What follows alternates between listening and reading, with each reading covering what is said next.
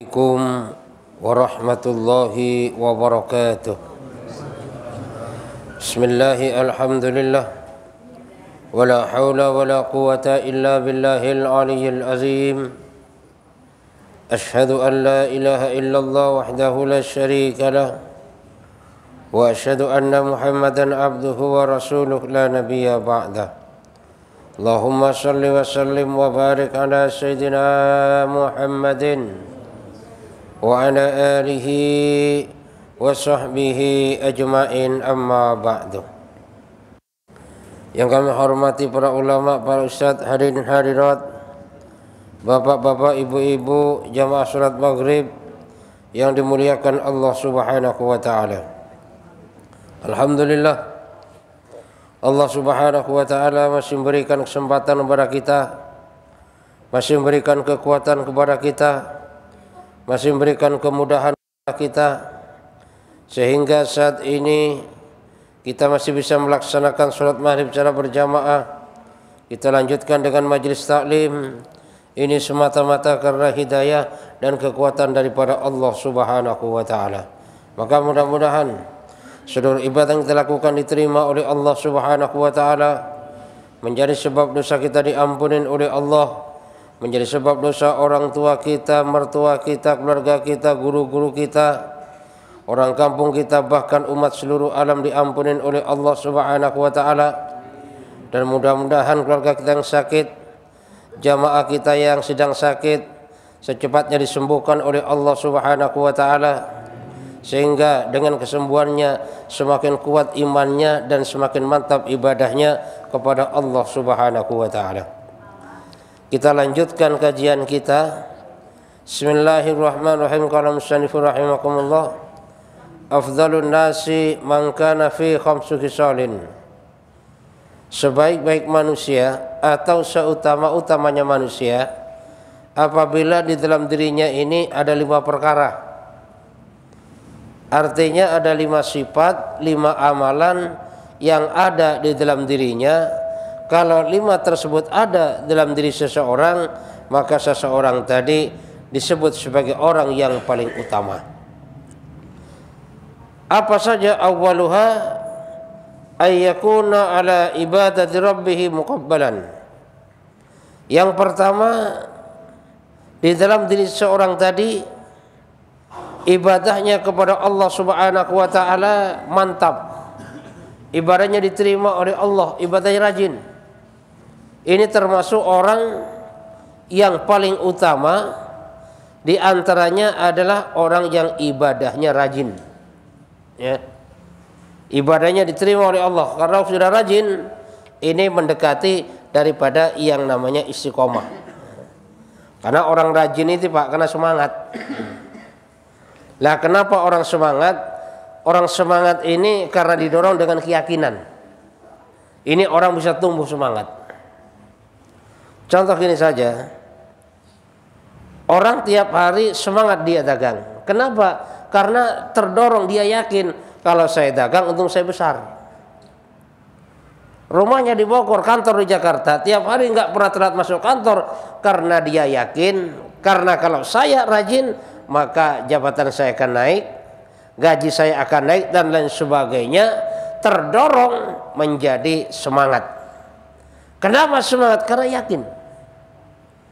Nah, di sini dalam kita ibadah kepada Allah subhanahu wa ta'ala, bahwasanya kita ibadah kepada Allah subhanahu wa ta'ala perlu keyakinan.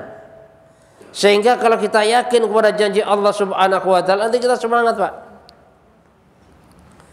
Ibadah kita semangat, ibadah kita jadi rajin. Kenapa? Karena kita yakin kepada janji Allah subhanahu wa ta'ala. Nah, kalau sudah yakin, sudah semangat dan timbul daripada istiqomah, maka di situ nanti tanpa kita terasa bahwasanya sifat ikhlas diberikan oleh Allah subhanahu wa ta'ala. Karena jangan sampai kita hidup di dunia ini kita nggak ibadah. Ibadah pada dasarnya itu yang untung kita, Pak. Jadi kita ibadah yang untung itu kita, gitu loh. Kita duduk majelis taklim yang untung kita. Baca Quran yang untung kita. sedekah yang untung kita. Pendek kata, melakukan segala sesuatu perintah Allah Subhanahu wa taala dan Rasulullah sallallahu alaihi wasallam pada dasarnya yang untung itu kita. Suatu contoh, misalnya ada tamu ke rumah. Semua yang ada kita kasihkan. Ketepatan ada ikan bakar, kita kasihkan. Ada ayam bakar, kita kasihkan. Semuanya kita keluarin. Lah sebenarnya kita mengeluarkan untuk tamu yang datang ke rumah kita, itu yang untung adalah kita. Lah kok seandainya kita nggak mengeluarkan, yang rugi juga kita, ya. Misalnya ada tamu dianggurin terus air putihnya nggak keluar, yang rugi kita, Pak. Coba bayangkan. Jadi segala sesuatu yang kita lakukan pada dasarnya yang untung itu kita. Ya. Nah, makanya di dalam kita beramal, di dalam kita ibadah kepada Allah Subhanahu wa taala, kita tidak usah melihat orang lain. Yang kita lihat Allah, bahwasanya kalau kita melakukan segala sesuatu yang untung adalah saya. Apa saja kita lakukan. Kalau kita nggak melakukan, ya yang rugi juga kita. Makanya tujuan Allah Subhanahu wa taala menciptakan kita. Wa ma khalaqtul jinna wal insa illa liya'budun. Manusia dan jin diciptakan oleh Allah Subhanahu wa taala tujuannya untuk beribadah. Untuk menyembah, untuk mengabdi taat hanya kepada Allah Subhanahu wa taala. Itu tujuan dari para manusia. Sehingga kalau manusia di dalam hidupnya tidak ibadah, berarti manusia yang semacam ini tidak sesuai dengan maksud tujuan Allah menciptakan. Sehingga kalau sudah nggak sesuai dengan maksud Allah menciptakan, lah ini ya terserah Allah aja dah. Mau dikasih kesempatan hidup biar tempat, silakan. Mau diapain juga silakan dah. Itu terserah Allah. Ya contoh gini aja, Pak. Misalnya kita pelihara sapi perah nih. Kita pelihara sapi perah. Ini dengan tujuan agar supaya susunya banyak. Tiap pagi kita perah susunya supaya banyak. Agar apa? Agar kita untung. Kita ngasih makan banyak nggak apa-apa dah, yang penting untung. Nah tiba-tiba sapi perah yang kita punya tadi makannya banyak, nambah terus, tapi tidak pernah ngeluarin susu. Artinya apa? Artinya kita memelihara sapi perah tadi tidak sesuai dengan tujuan. Lah kalau sudah nggak sesuai dengan tujuan, biasanya sapi perah seperti ini, Pak, nggak lama dijual ke tukang jagal. Kenapa? Nggak ada gunanya. Nggak sesuai dengan tujuan diciptakan. Itulah kita sebagai manusia dalam kehidupan kita. Kalau kita nggak ibadah kepada Allah Subhanahu wa taala, berarti kita nggak sesuai dengan apa tujuan Allah Subhanahu wa taala menciptakan kita. Tapi Allah selalu memberikan kesempatan kepada kita. Siapa tahu orang ini bertobat. Siapa tahu nanti di akhir hayatnya dia beribadah. Selalu memberikan kesempatan. Tapi kesempatan yang diberikan oleh Allah Subhanahu wa taala apabila tidak dimanfaatkan, maka di situ nanti ketentuan Allah Subhanahu wa taala akan berlaku baik di dunia maupun di akhiratnya Allah Subhanahu wa taala. Wasani ayyakuna nafuhul khalqi zahiran. Dan yang kedua, manusia yang paling utama di antaranya apabila ada sifatnya di dalam dirinya ini bermanfaat untuk makhluk, bermanfaat untuk orang lain, bermanfaat dalam kehidupannya. Ini ya. Kenapa khairun nasi anfa'uhum linnas? Sebaik-baik manusia adalah manusia yang bisa memberikan manfaat kepada orang lain.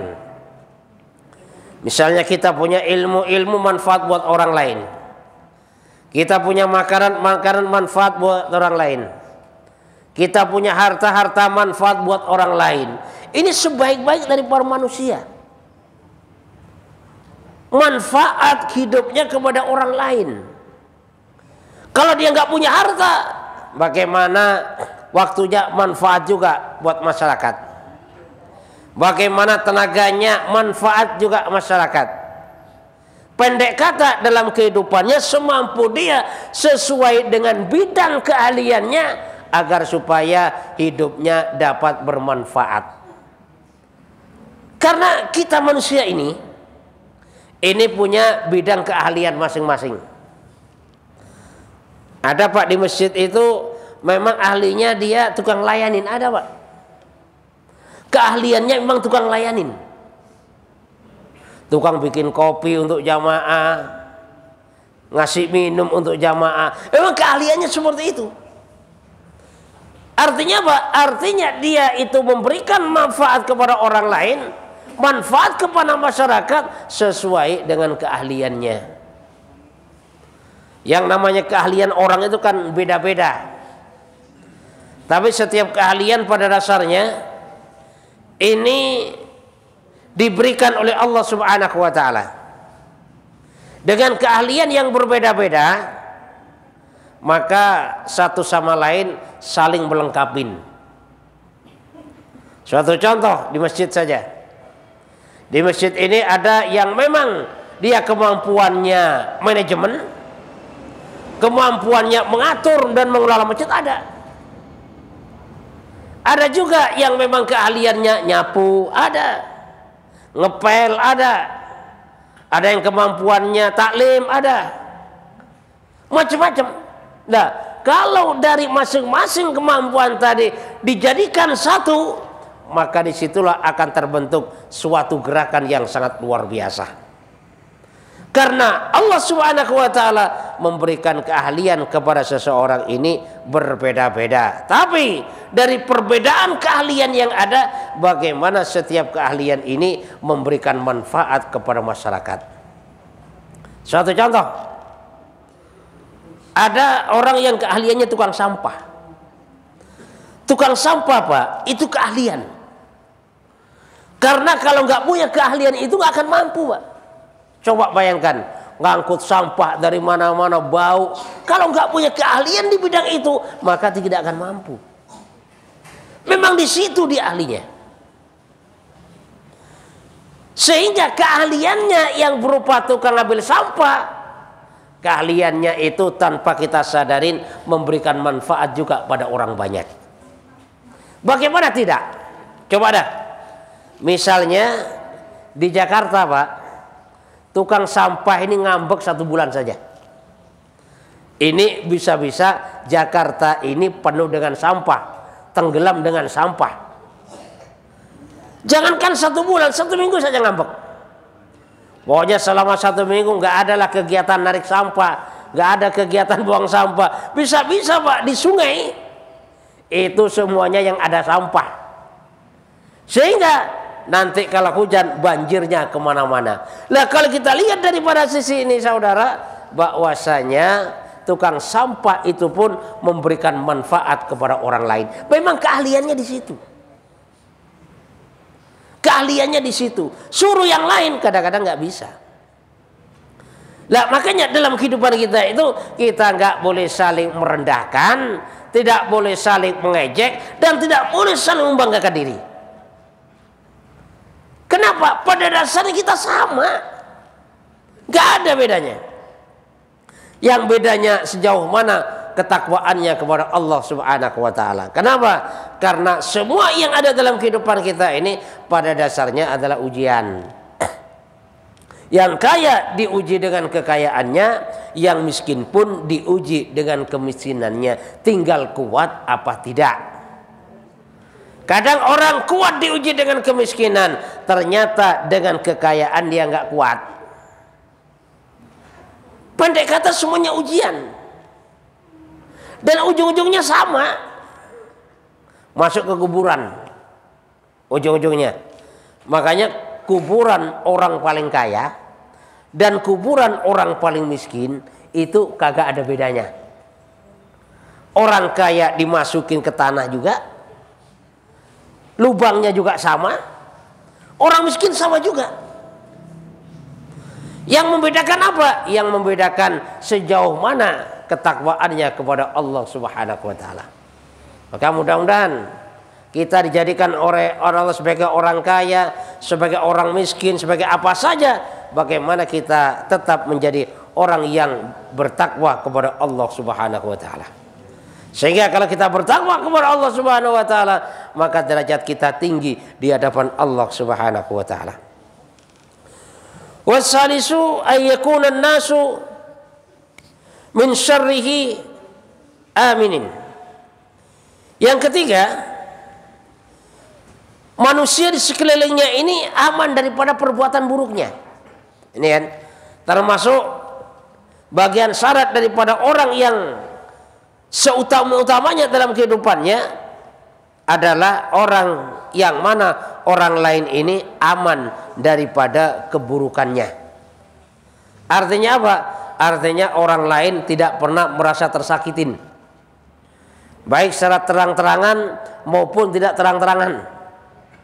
Jadi tetangganya aman, gak pernah merasa tersakiti. Temannya aman, gak pernah merasa tersakitin. Dia punya anak buah gak pernah merasa tersakitin. Pendek kata, di dalam kehidupannya, lingkungannya, dimanapun dia berada, tidak pernah ada orang tersakiti dan terzolimin oleh dia. Artinya apa? Artinya baik di dalam pergaulannya, tidak pernah mengganggu daripada yang namanya orang lain. Kan kadang-kadang Pak, tanpa disadarin, sifat kita itu menyakiti orang lain. Bisa. Contoh ini aja. Biasanya kalau bertemu senyum, biasanya nyapa.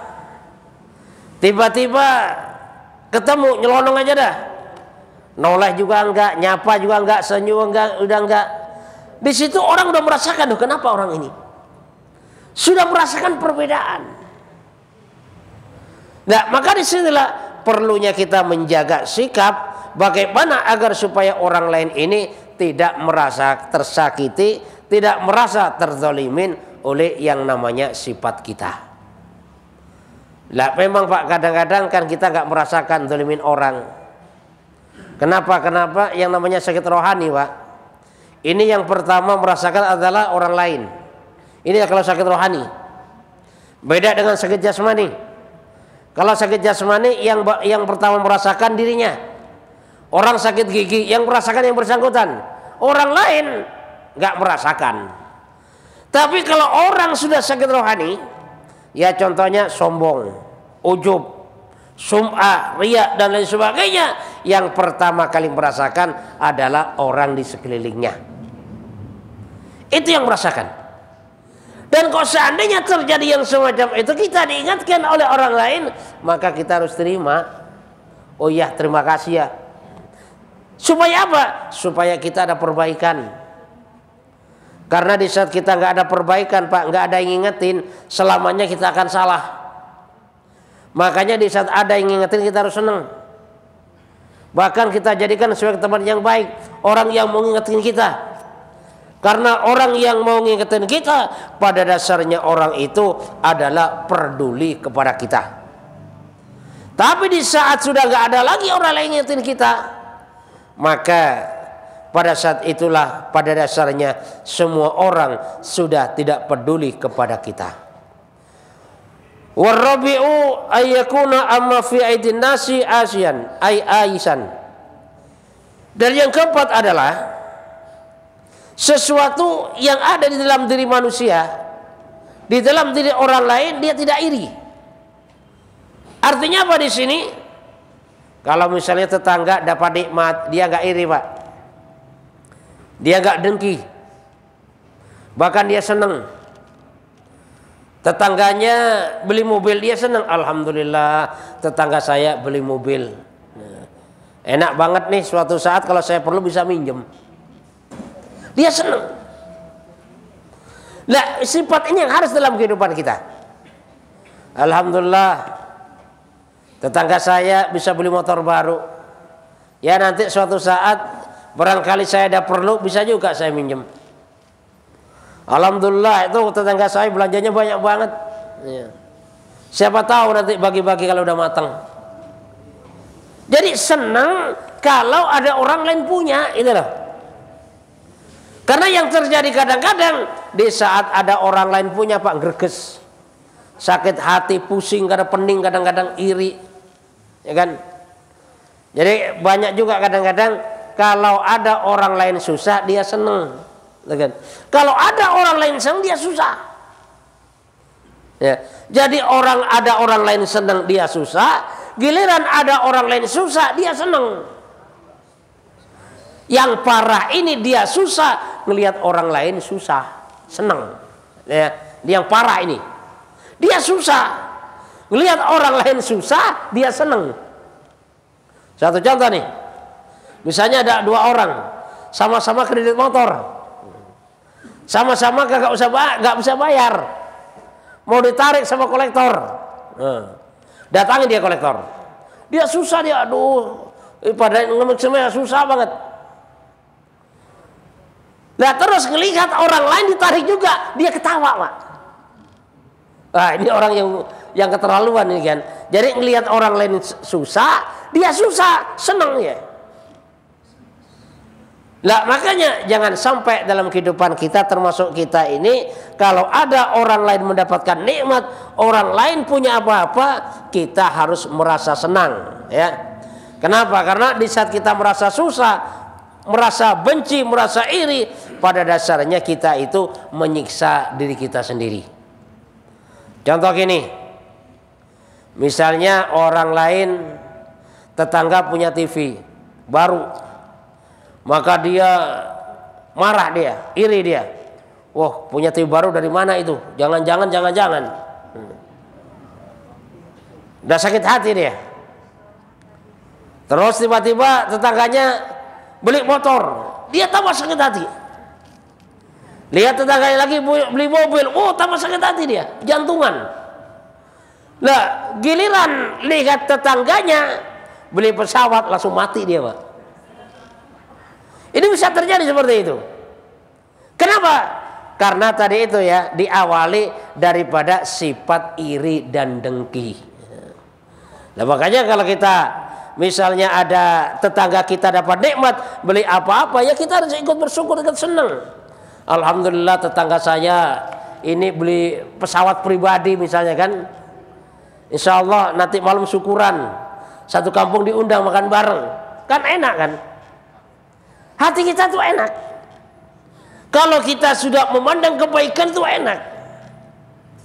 Yang bahaya itu apabila di dalam hati kita itu selalu memandang keburukan, selalu iri kepada orang, selalu ingin mendapatkan nikmat yang ada pada orang lain, bahkan inginnya selalu mencelakakan orang lain.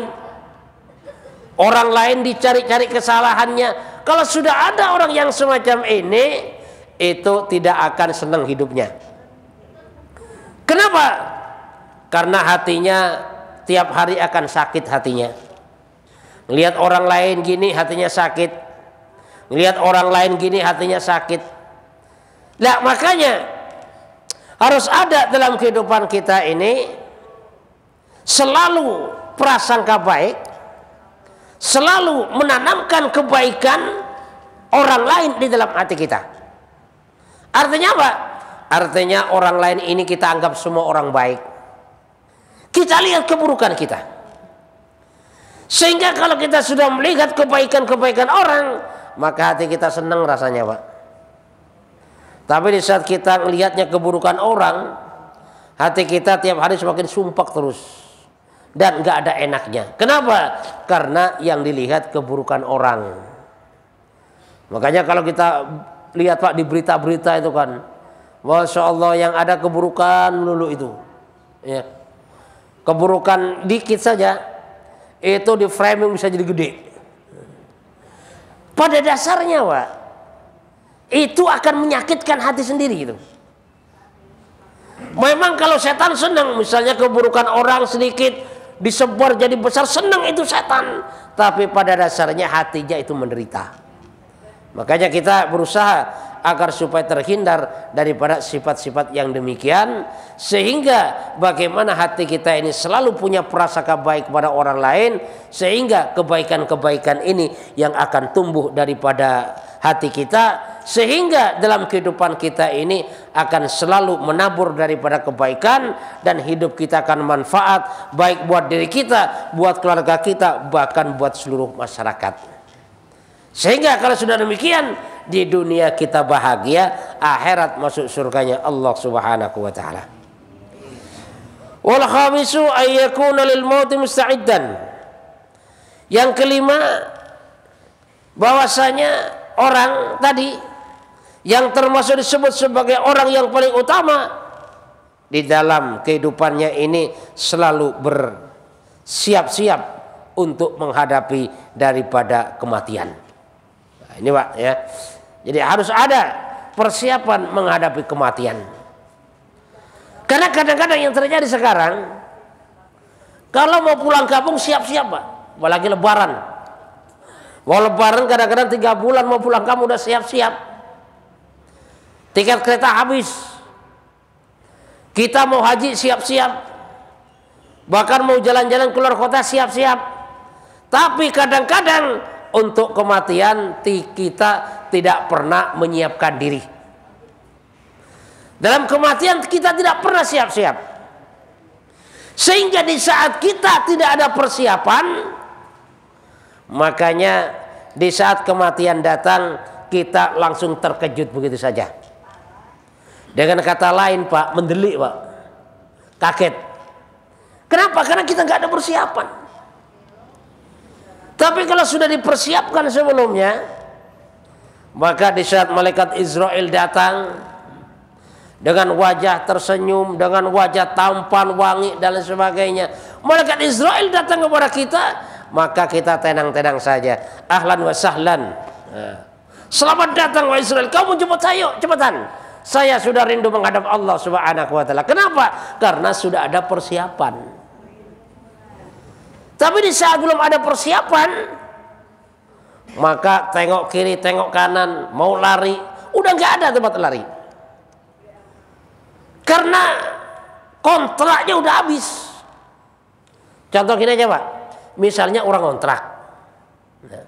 Orang kontrak ini paling enggak sebulan sebelumnya berakhir itu sudah siap-siap ya. Misalnya untuk bulan September bayar kontrakan, bulan Agustus siap-siap nih, ini udah saya siapkan untuk bayar kontrakan bulan September. Nah giliran bulan September sudah habis, tukang kontrakan yang punya kontrakan datang, gak usah nanya, Bu ini Bu kontrakan untuk hari ini, untuk bulan ini. Udah siap. Nah, tapi kalau dia kontrak terus gak ada persiapan, pokoknya yang seharusnya buat bayar kontrakan, buat hura-hura, buat senang-senang, kagak mikir dah bahwasanya nanti bulan September udah berkontrak, gak mikir. Nah, kalau ada orang yang semacam ini, akhir daripada bulan September sudah harus bayar kontrakan, tiba-tiba persiapan nggak ada. Jangankan mau buat bayar kontrakan, buat beli garam aja nggak ada. Tiba-tiba kok tukang kontrakan datang yang punya kontrakan. Apalagi orangnya gede, udah hitam, kumisnya gede, bawa tongkat lagi. Itu sudah kebingungan itu Pak. Mau lari kemana nih? Kebingungan. Kenapa? Mau bayar kagak punya, sudah waktunya. Nah makanya pada saat itu kalau diusir oleh yang punya kontrakan, dia akan kebingungan. Nah tapi di saat orang sudah persiapan, misalnya orang bilang gini, Pak ternyata kontrakan nggak saya perpanjang Pak, Bapak harus pindah dari sini. Oh ya siap. Kenapa? Simpenannya masih banyak. Bahkan untuk berkontrakan 1 tahun dia masih ada, tenang-tenang saja. Nah itulah ibaratnya bahwasanya dalam kehidupan kini adalah lil mauti musta'idan. Untuk kematian ini kita harus mempersiapkan diri. Kenapa? Karena kalau kita nggak mempersiapkan diri, seperti orang yang kontrakannya habis, diusir daripada kontrakan itu, mau pindah dia kagak punya duit, maka pada saat itu dalam keadaan kebingungan. Apalagi kata yang punya rumah, bisa nggak bisa hari ini harus angkat kaki. Bisa angkat kaki, nggak bisa harus keluar daripada kontrakan ini. Sehingga kalau terpaksa keluar dia lontang-lantung. Bisa jadi dia tidur di jalan, tidur di bawah jembatan. Kenapa? Karena tidak ada persiapan. Beda dengan orang yang ada persiapan. Ya. Kalau pokoknya harus keluar hari ini, siapa? Saya siap kapan saja keluar. Kenapa? Karena persiapannya banyak. Itulah ibaratnya dalam kehidupan kita. Kalau kita persiapkan kematian kita dengan ibadah kepada Allah Subhanahu wa ta'ala, dengan perbanyak amalan-amalan sunnah Rasulullah SAW, suatu saat kalau malaikat Israel datang kepada kita, maka kita dalam keadaan tersenyum dan senang untuk menghadap Allah Subhanahu wa ta'ala. Insyaallah Pak, silakan barangkali pertanyaan.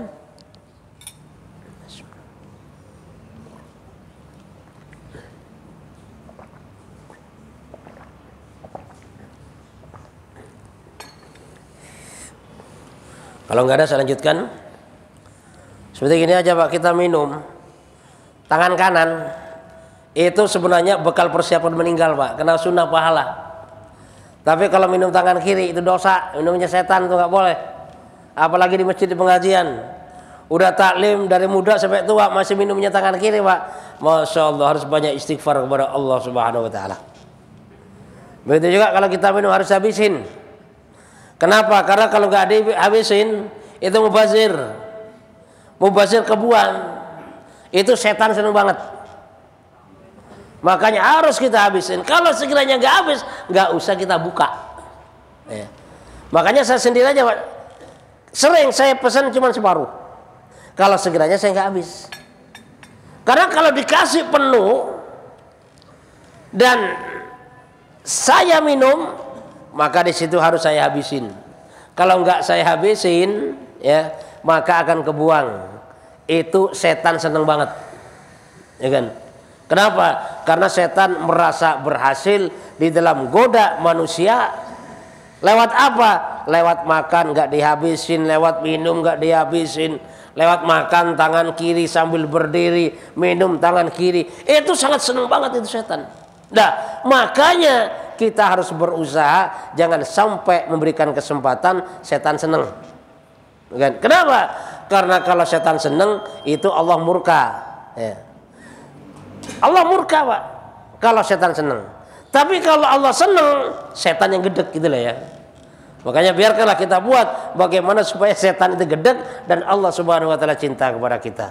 Mudah-mudahan Allah Subhanahu wa ta'ala berikan kepahaman kepada kita, sehingga kita bisa mengamalkan dan menyampaikan kepada saudara-saudara kita yang lainnya, dan kita manfaat hidup kita dari dunia sampai akhiratnya Allah Subhanahu wa ta'ala. Subhanakallahumma bihamdika asyhadu an la ilaha illa anta astaghfiruka wa atubu ilaik. Assalamualaikum warahmatullahi wabarakatuh.